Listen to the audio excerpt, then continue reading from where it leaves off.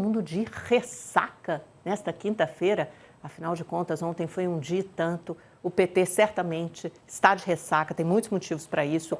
Nessa edição do Mercado Aberto, nós vamos mergulhar nas justificativas, nos motivos que levaram à derrota histórica do governo Lula III e também o que esperar daqui para frente. Temos uma entrevista já com o senador do PP, Progressistas, do Piauí, Ciro Nogueira, que foi ministro da Casa Civil no governo anterior de Jair Bolsonaro, mas é uma figura muito experimentada na política e deve nos oferecer algumas respostas, alguns caminhos e deixar muitos questionamentos. Portanto, fique conosco. Olha, o governo sofreu ontem a pior derrota deste Lula III, talvez comparável à derrubada da CPMF em 2007, que na época deixou um rombo de 38 bilhões de reais ao extinguir o imposto sobre movimentações financeiras. A última vez em que um decreto presidencial foi derrubado pelo Congresso foi em 1992, no governo Collor.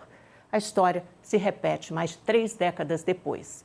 De lavada, por 383 votos a favor e apenas 98 contra, a Câmara aprovou o projeto de decreto legislativo suspendendo a elevação do IOF.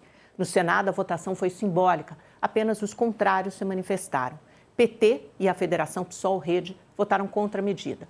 Todos os outros partidos de centro, inclusive aqueles com ministérios na esplanada, colaboraram para a derrota. Isso mostra o isolamento do governo, com apoio restrito a uma franja da esquerda. Há a repercussão política e também a repercussão fiscal. Sem o IOF, o governo perderá 10 bilhões de reais em receita neste ano. Eu já disse isso aqui, mas vou repetir. O que está em jogo são 2 visões de mundo que vão pautar as eleições do ano que vem. O governo quer cobrar mais de quem ganha mais e hoje paga menos. É a reedição do discurso ricos versus pobres ou nós contra eles 3.0. E é o fio condutor de várias propostas do governo, muitas delas inclusive já aprovadas, como a tributação de fundos exclusivos dos super ricos, os fundos offshore, a isenção de imposto de renda para quem ganha até 2 salários mínimos e o PL que estende o benefício para quem ganha até 5 salários mínimos. Até aí, o Congresso ajudou. Mas quando vier um decreto de aumento do IOF e a medida provisória para taxar bets, fintechs, juros sobre capital próprio e investimentos financeiros isentos, a grita do setor produtivo falou mais alto.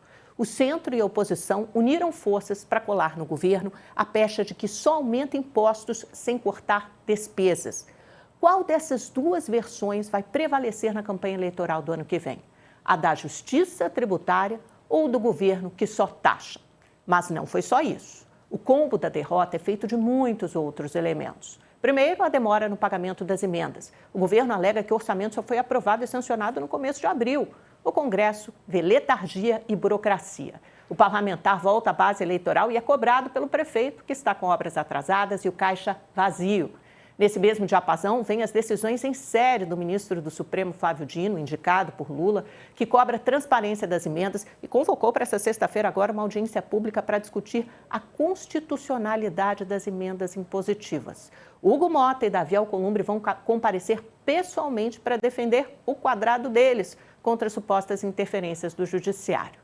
E, por fim, pegou muito mal no parlamento o que consideram como jogo do executivo para jogar sobre o Congresso a responsabilidade pela derrubada dos vetos, aqueles jabutis no setor elétrico. Pintar o Congresso como vilão pegou muito mal. Um aliado de Mota me fez ontem a seguinte observação: 63 deputados e 7 senadores do PT ligados ao governo votaram para derrubar os vetos e querem agora jogar a responsabilidade no nosso colo.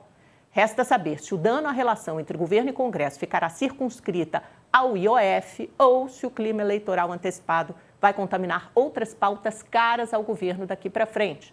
Hugo Mota está pintado para guerra contra o governo ou foi só um confronto isolado? Fica a pergunta. Pessoal que está na TV, eu vou chamar um intervalo rapidíssimo, mas é só para que todos nós consigamos estar juntos para a entrevista que começa em instantes com o senador Ciro Nogueira. Então, não muda de canal, que está muito bom. Só um minutinho. E você que nos acompanha pelo YouTube, continue comigo, porque eu quero mostrar algumas repercussões depois da votação do IOF ontem, começando pelo tweet da ministra das Relações Institucionais, Gleisi Hoffmann, que jogou muita articulação política, mas infelizmente, para o PT, colheu uma derrota. Ela diz o seguinte: o decreto do IOF reflete o esforço do governo de construir um entendimento com o Congresso, atenuando os impactos do decreto editado anteriormente. A arrecadação prevista para 2025 esse ano, que era de 20 bi, caiu para 12 bi com o novo decreto, ou seja, houve um recuo, o governo entregou muita coisa, nas palavras de Gleice Hoffmann. Vamos para a próxima tela, que essa exposição é longa, eu quero destacar apenas alguns trechos. Para compensar essa perda de receita, o bloqueio e contingenciamento, que são de 31 bilhões, tudo mais constante, terá que ser elevado para 41 bi. Esses 10 bi que o governo perde em receita vai ter que aumentar em congelamento de gastos.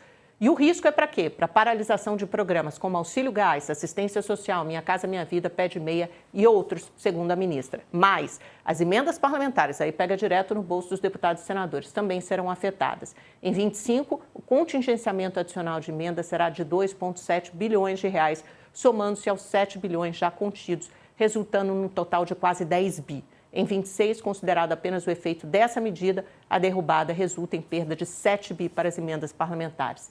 E a última tela, por favor, só para concluir o raciocínio da ministra. Não tem. Essa é a conclusão, gente. Então, está aí ela dizendo que vai ter congelamento de gastos de programas sociais por causa do contingenciamento adicional que terá que ser feito. Isso é obrigatório, tá? Pela lei de responsabilidade fiscal, pelo arcabouço fiscal, para cumprir a meta. E as emendas parlamentares também sofrerão. Fernando Haddad postou o seguinte ontem, antes da derrubada, tá? Do IOF. O decreto do IOF corrige uma injustiça, combate a evasão de impostos dos mais ricos para equilibrar as contas públicas e garantir os direitos sociais dos trabalhadores. Então, de novo, aquele discurso de ricos versus pobres. Olha, a gente está cobrando mais dos ricos para não ter que cortar em programas sociais. A gente está fazendo justiça social através da justiça tributária. Eu acho que tem mais um... tem a fala do Lula, gente. O presidente Luiz Inácio Lula da Silva também ontem, antes dessa sessão do Congresso que derrubou o IOF, defendeu o Haddad. Vamos ouvir. Gente, tem uma hora que a gente tem que deixar os nossos interesses individuais de lado e pensar um pouco nesse país. Vocês sabem da seriedade com que o Haddad trata a economia. Você sabe que nós estamos há quase 3 anos tentando consertar a economia. Tá aí a fala do Lula. A gente tem uma fala também do presidente do Senado e do Congresso Nacional, Davi Alcolumbre. A gente vai mostrar essa fala já. A gente está voltando do intervalo comercial da televisão. Em instantes voltamos, o pessoal da TV já reunido conosco, todos os nossos públicos reunidos. Vamos ouvir o que disse o presidente do Senado, Davi Alcolumbre, ontem, após a votação, após a derrota do governo. Mesmo sabendo que é sim uma derrota para o governo, mas foi construída a várias mãos. Porque a Câmara deu uma votação expressiva, o Senado, num acordo, daria também uma votação expressiva, mas acho que agora é hora de todos nós pararmos, conversarmos mais, construirmos as convergências e o que é necessário para o Brasil, porque eu não tenho dúvida que nem senadores e senadoras, deputados e deputadas não estão aqui para trabalhar contra o Brasil e contra os brasileiros. Entregou uma derrota para o governo, mas disse, olha, peraí, gente, muita calma nessa hora, vamos continuar trabalhando pelo Brasil, não é um salve-se quem puder. Vamos ver se isso permanece.